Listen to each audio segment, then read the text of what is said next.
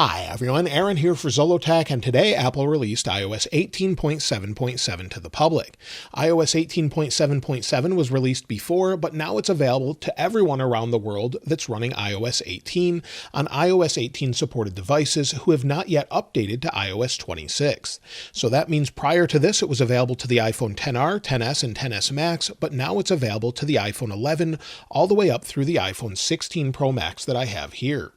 To install the update, all you need to do is be on an iOS 18 version, then go to your settings, go to General, and then Software Update. Wait just a moment for it to load. Once it finds the update, of course it will find iOS 26.4, but if you scroll down, you'll see also available is iOS 18.7.7. This phone prior to this, or currently, is running iOS 18.7.2, and we can now go in here and install it. It's also available with a new build number on older devices as well, with the XR, XS, and XS Max. So again, if we go to software updates on the iPhone XS Max, you'll see it's available there as well. Now, this particular update came in at 570.4 megabytes on pretty much every device here, up to about a gigabyte on this one, 822 megabytes or so. But let's go ahead and take a look at the build number, and then we'll talk about what's new. Now, this is a different build than what was released a week or so ago for iOS 18.7.7 on the XR, XS, and XS Max. But to see the build number, we'll go to Settings, General, and then About. As you can see, the build number is 22H340. And if you're on an iPhone XR, XS, or XS Max, you will have this update as well, so make sure that you update for the security updates we'll talk about in a moment. Now, Apple also pushed this out to iPadOS 18 devices, so if you're on an iPad that supports iPadOS 26, but you'd rather stay on iPadOS 18 and you're already there, you can install this update as well. Now, before we talk about what's new, it does seem there's a new modem update if you're coming from an older version. Of course, that depends on which version you're installing from. And I know many of you are wondering, can you downgrade from iOS 26? And unfortunately, you're not able to do that, as Apple has not made the files available. They're only available, again, for the iPhone XR, XS, and XS Max. There's no way to downgrade, but if you're on iOS 18 or older, you can upgrade to this version. Now, as far as what's new, well, there's no new features, there's no bug fixes, at least according to Apple, but there are some major security updates here. Apple pushed this out for this reason because it seems quite a few people are on iOS 18 refusing to upgrade to iOS 26. It could be around 25% of devices. We don't have a specific number from Apple, but if we go to Apple's security release website and scroll down, you'll see iPadOS and iOS 18.7.7 listed here. It's for iPhone XR all the way to the iPhone 16e, as well as the A17 Pro iPads and all of the others that support iPadOS 18. So lots of different updates here for iPadOS and iOS 18 supported devices. If we go into this, you can see all of the security updates from Apple Key Store. We'll keep scrolling. There's many updates here. Vision, for example, WebKit, the underlying code for Safari, where the impact was a remote attacker may be able to view leaked DNS queries with private relay turned on. To fix this, or the description was a logic issue was addressed with improved state management. And then here's the CVE number with the person that reported it. So this is one of the reasons they push this, but the major reason is it patches a DarkSword vulnerability. That's where others can hack into your phone, and it seems to have happened in various parts of the world, such as Turkey, Ukraine, and others. So it looks like they've patched this. It's fixed all of the different devices since those that refuse to update to iOS 26 have been vulnerable, and it patches all of those. So this is great news. Unfortunately, you just can't downgrade to it if you wanted to. If you're wondering if you should install iOS 18.7.7, I would say absolutely at this point if you want to stay on iOS 18.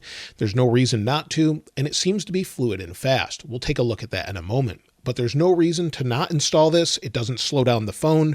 It seems to be smooth and fluid, and of course patches all those security vulnerability and keeps things fast. And I did run benchmarks right after installing it, which typically means it's going to be a little bit lower, but the good news is the scores were actually higher. So 8,589 for multi-core, 3,485 for single-core. If we take a look back at what we had before, the multi-core is higher for the most part, and right after installing it, this can vary up and down quite a bit after a few days. So this is great news. Everything seems to be nice and fluid and fast. Everything from ProMotion, and it seems super fluid even compared to iOS 26 on the iPhone 17 Pro Max. So if we go into security details here, and then I bring in the 17 Pro Max, we'll switch over to dark mode here just so they look the same, but the 17 Pro Max is on the left, and if we scroll, you can see the smoothness. Both are equally smooth, but I would say maybe the 16 Pro Max feels even a little bit faster. That could be an animation speed thing or just smoothness overall. So again, go back in and out. We're at 60 frames per second here, so this gives you an idea. So things seem nice and smooth and fast, but they stay consistently fast so far on iOS 18. As far as storage, let's take a look, since many of you have asked me to take a look at that. We'll wait for it to load. And down at the bottom here under iOS, you'll see it's taking up 12.39 gigabytes, where Apple Intelligence is 6.28 gigabytes for a total of 18.67 gigabytes. Not too bad overall. Let's take a look at this phone here that's not updated just yet. So this is an iPhone 14 Pro Max on iOS 18.7.2, so we can compare, and you can see the overall install size. Because it doesn't have Apple Intelligence, it's going to be a little bit smaller, but the total size is 13.04 gigabytes compared to 12.39.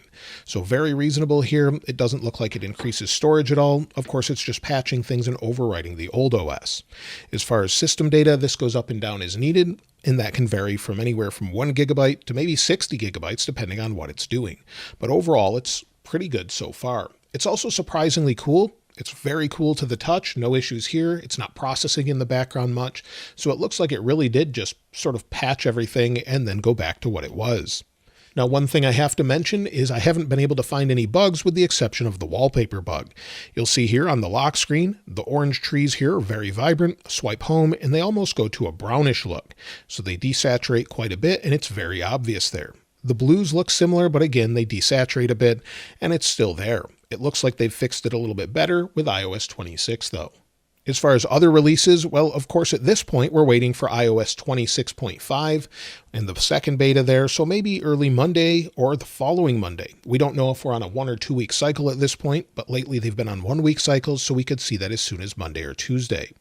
We could see the public release toward the end of April or early May, and of course iOS 27 is supposedly going to fix many issues, and we'll see that for the first time on June 8th at WWDC 2026. So that's what we expect so far as releases, and hopefully iOS 26 will be as smooth as this one. I would like to see Apple offer a way to downgrade, as that's something some people should really get the choice to do if they want to do that. I really like iOS 26 for the most part, but a lot of people like iOS 18 and prefer to stay there. So that's everything with iOS 18.7.7. Let me know if you've upgraded to this or if you're running iOS 26 and how it's going for you. Of course, I'll link this wallpaper in the description like I normally do. If you haven't subscribed already though, please subscribe. And if you enjoyed the video, please give it a like. As always, thanks for watching. This is Aaron.